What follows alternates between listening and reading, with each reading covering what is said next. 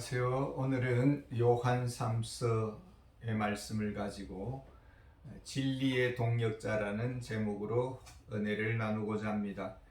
1절에 보면은 장로인 나는 사랑하는 가이오 곧 내가 참으로 사랑하는 자에게 편지하노니. 요한 3서의 저자는 사도 요한입니다. 이 편지는 개인적인 내용입니다. 요한 2서는 한 부녀에게 보낸 가족에게 보낸 편지이고, 요한 1서는 교회 전체에게 보낸 편지입니다.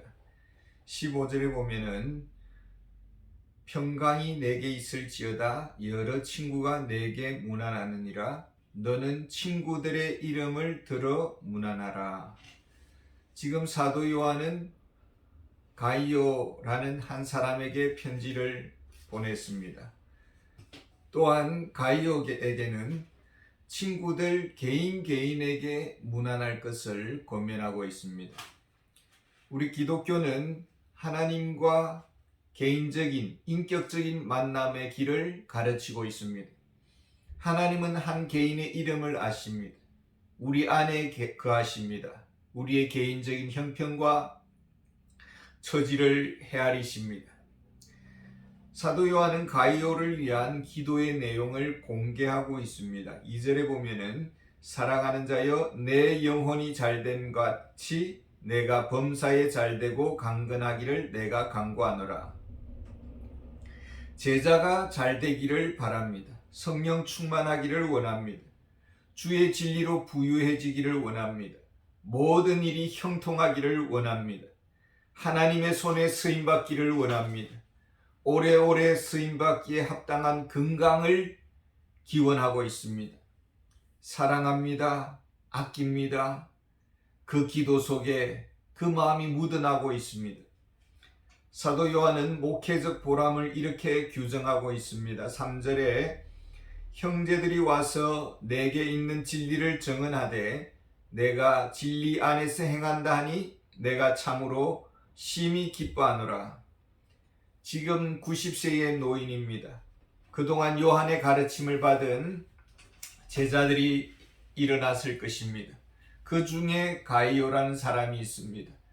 또한 가이오와 함께 동료 제자들도 있을 것입니다. 그 중에는 선교사도 있을 것입니다. 선교 중에 안식년차 가이오가 섬기는 교회에 방문했습니다. 가이오가 동료 선교사들을 맞이했습니다. 5절에 보면 사랑하는 자여 내가 무엇이든지 형제 곧 나그네 된 자들에게 행하는 것은 신실한 일이니. 저들은 선교의 길을 가고 있습니다. 때로는 길이 막혔습니다. 때로는 천재의 위험을 당했습니다. 때로는 사막의 갈증과 고독과 공포를 견뎌야 했습니다. 등짝에는 삶의 무게의 배낭을 메었습니다. 방랑자처럼 주의 이름을 위하여 선교의 길을 가고 있습니다. 위로가 필요합니다. 공급이 필요합니다. 그 누구도 대신 가줄 수 없습니다. 하나님의 사자라고 봐주지 않습니다. 환영하지도 않습니다. 외면당합니다. 냉대합니다. 오직 하나님의 보호하심만을 바랍니다. 저들이 가이오가 섬기는 교회에 방문을 했습니다. 가이오가 그리스도의 마음으로 맞아 주었습니다. 안식처를 제공해 주었습니다. 잠시지만은 정성어린 식사 대접도 했습니다. 그리고 여비를 마련해 주었습니다. 최선을 다해 섬겼습니다. 선교사들은 고마웠습니다. 여행 중에 사도 요한이 목회하는 에베소 교회에 방문했습니다. 선교 보고를 합니다. 동료 가이오의 그 위로와 돌봄을 간증했습니다. 아름다운 추억을 간직하고 있었습니다. 성도들이 은혜를 받았습니다. 사도 요한의 제자입니다. 사도 요한의 마음이 뿌듯했습니다. 사도 요한이 무엇이라고 합니까? 4절에 보면은 내가 내 자녀들이 진리 안에서 행한다 함을 듣는 것보다 더 기쁜 일이 없도다. 제자 양육의 보람을 느꼈습니다. 진리의 길을 실천하는 제자가 있다는 것에 큰 위로가 되었습니다. 기도하면 가이오가 떠오릅니다. 축복하고 싶습니다. 기도할 때 가장 먼저 떠오르는 성도, 기도와 축복의 영순위, 그가 가이오였습니다. 사도 요한은 어떻게 선교사를 섬겨야 하는지를 제시하고 있습니다. 6절에 보면은 그들이 교회 앞에서 너의 사랑을 증언하였느니라. 내가 하나님께 합당하게 그들을 전송하면 좋으리로다. 가이오는 선교사들의 마음을 시원케 해주었습니다. 사랑의 수고를 아끼지 않았습니다. 사도 요한은 바라고 있습니다. 다른 대가를 기대해서가 아닙니다. 개인적인 친분 때문도 아닙니다. 선교사는 누구를 위하여 종을 울리는 것입니까? 7절에 이는 그들이 주의 이름을 위하여 나가서 이방인에게 아무것도 받지 아니함이라. 선교는 먹고 살기 위해서 간 것이 아닙니다. 주의 이름을 위하여 수고하고 있습니다. 힘든 길을 걷고 있습니다. 저들은 하나님의 사람들입니다. 하나님의 대사들입니다. 하나님의 손과 발이 되어 복음을 전합니다. 교회는 어떻게 지원해야 합니까? 6절에 내가 하나님께 합당하게 그들을 전송하면 좋으리로다. 하나님 앞에서 해야 합니다. 하나님의 마음으로 섬겨야 합니다. 하나님께서 아끼는 종을 대하듯이 지원해야 합니다.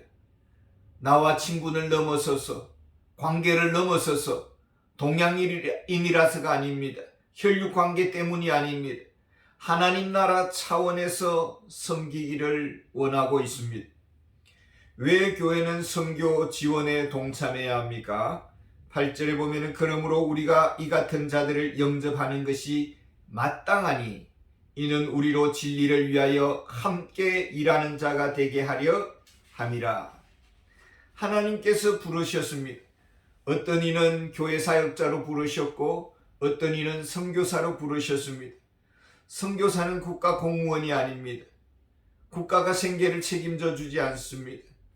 교회가 후원해야 합니다. 선교의 최전방에서 수고하고 있습니다. 교회는 보내는 선교사입니다. 헌금을 합니다.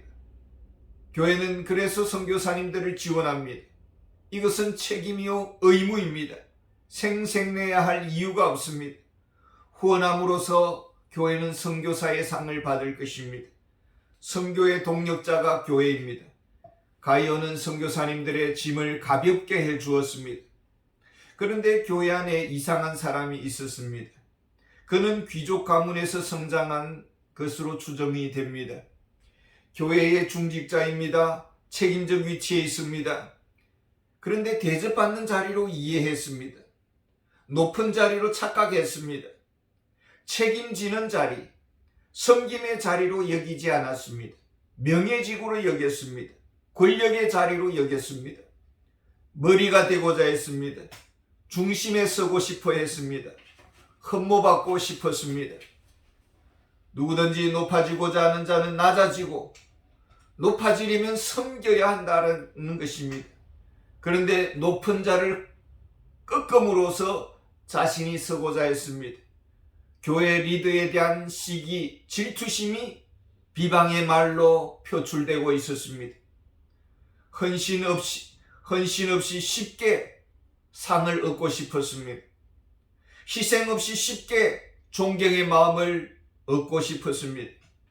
그래서 사도 요한 주변의 신실한 일꾼들을 공격하고 선한 무리들을 흩어버렸습니다. 걸림돌은 모두 떠나게 했습니다. 자기 자신을 세우는 데 혈안이 되었습니다. 10절에 그러므로 내가 가면 그 행한 일을 잊지 아니하리라. 그가 악한 말로 우리를 비방하고도 오히려 부족하여 형제들을 맞이하지 아니하고 맞아들이고자 하는 자를 금하여 교회에서 내쫓는도다. 어떻게 이런 일이 일어났습니까? 11절에 보면은 사랑하는 자여 악한 것을 본받지 말고 선한 것을 본받으라. 선을 행하는 자는 하나님께 속하고 악을 행하는 자는 하나님을 배웁지 못하였느니라. 교회 안에서 악을 행하였습니다. 그는 구원받지 못한 자입니다. 복음을 몰랐습니다. 그저 도덕적으로 떳떳하면 다 되는 줄 알았습니다. 그저 열심히 살면은 다 되는 줄 알았습니다. 물질만 있으면 중직을 받는 줄 알았습니다. 거듭나지 않았습니다. 그리스도를 사랑하지 않습니다. 교회와 주님의 영광에 대해서는 관심이 없습니다. 자기 이름이 드러나야 하고 자기 낯이 드러나야 되고 자기 중심적 교회 지도자, 초대교회 역사는 이 사실을 고발하고 있습니다. 진정 구원받았습니까? 진정 주를 사랑하십니까? 진정 교회를 아끼십니까? 주를 위해 전생애를 바쳤습니다. 교회의 녹을 먹고 살고 있습니다. 나그네와 진리의 종들입니다. 믿음의 가족입니다. 하나님의 마음으로 후원해야 합니다. 이것이 교회의 책임입니다. 선교사에 가는 길을 열어주는 교회, 일꾼을 세워주는 교회, 길을 열어주는 교회, 진정 진리의 동력자라고 할 수 있겠습니다. 감사합니다.